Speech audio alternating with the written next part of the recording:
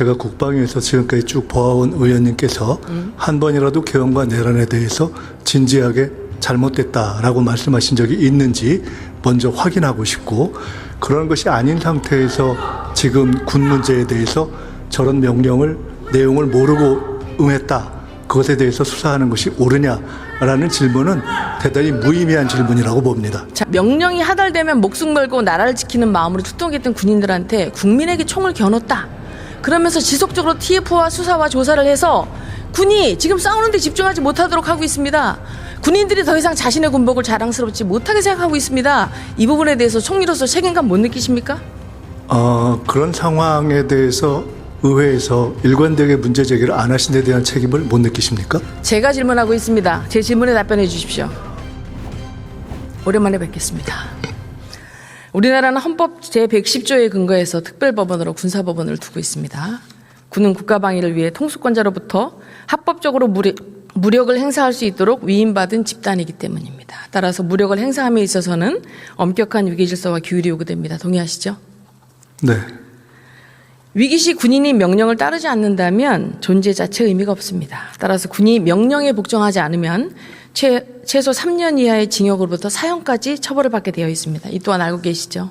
헌법이 국가의 최대 명령이라는 것도 알고 계시고 질문하시는 거라고 생각합니다. 네, 알고 있습니다.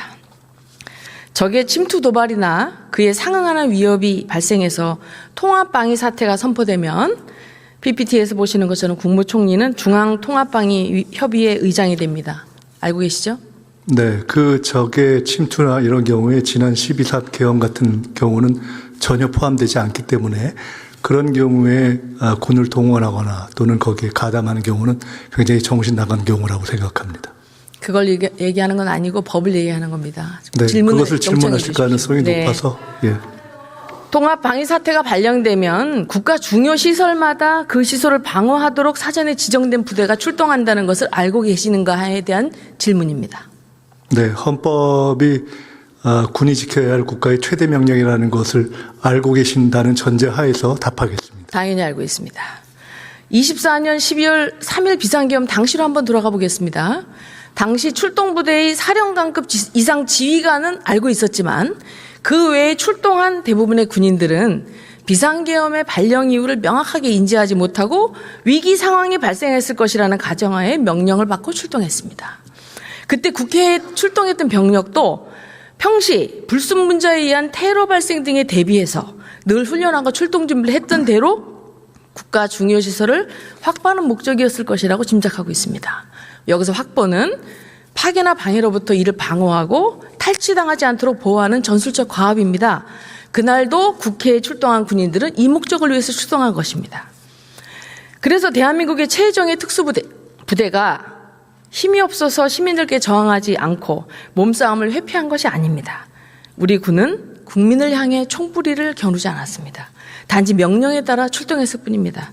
총리님 어떻게 생각하십니까?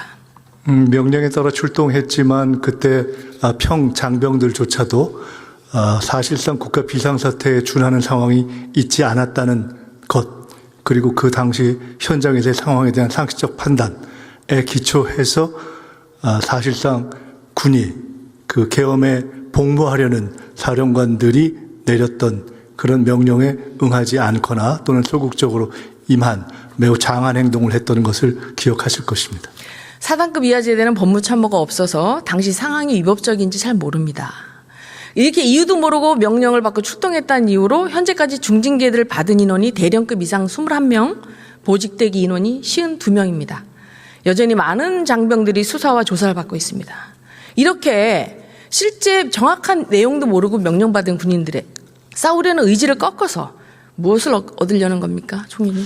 그런 질문을 하시기 전에 제가 국방위에서 지금까지 쭉 보아온 의원님께서 한 번이라도 개헌과 내란에 대해서 진지하게 잘못됐다라고 말씀하신 적이 있는지 먼저 확인하고 싶고, 그런 것이 아닌 상태에서 지금 군 문제에 대해서 저런 명령을 내용을 모르고 응했다, 그것에 대해서 수사하는 것이 옳으냐라는 질문은 대단히 무의미한 질문이라고 봅니다. 자, 저는 비상계엄에 대해서 옳지 않다고 발언했고요.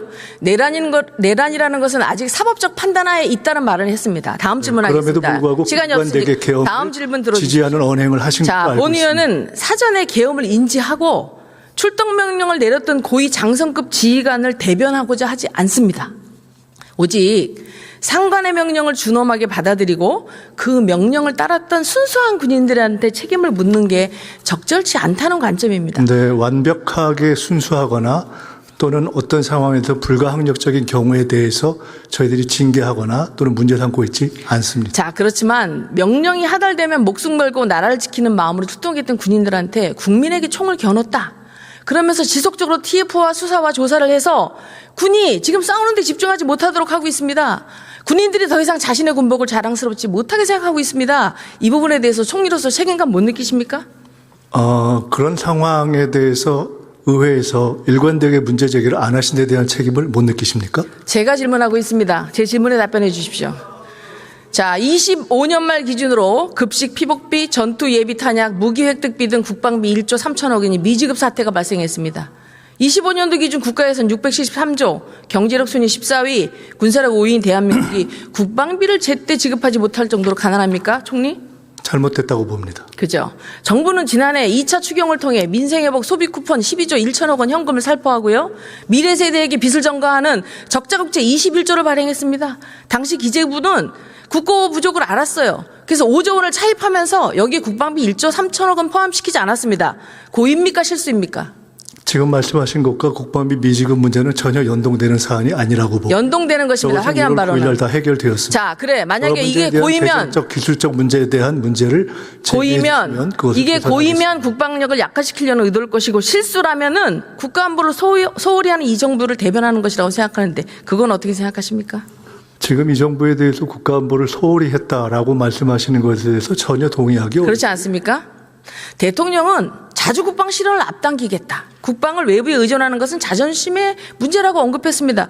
국가안보는 이렇게 말로 하는 게 아닙니다. 싸우는 능력을 갖추는 겁니다. 이를 위해서는 국방 예산의 편성의 집행 이런 것들에 대해서도 명확히 해줘야 되는데 이렇게 국방 예산 집행하지 않고 무책임한 재정 운영한 거에 대해서 총리로서 사과와 재발 방지 대책을 어떻게 하실 겁니까? 이미 그 부분에 대해서 국방부에서 개선했습니다. 국방부가 아니고 총리가 책임져야 되는 거 아닙니까? 아닙니다. 이상입니다. 들어가십시오. 사관님 나오십시오.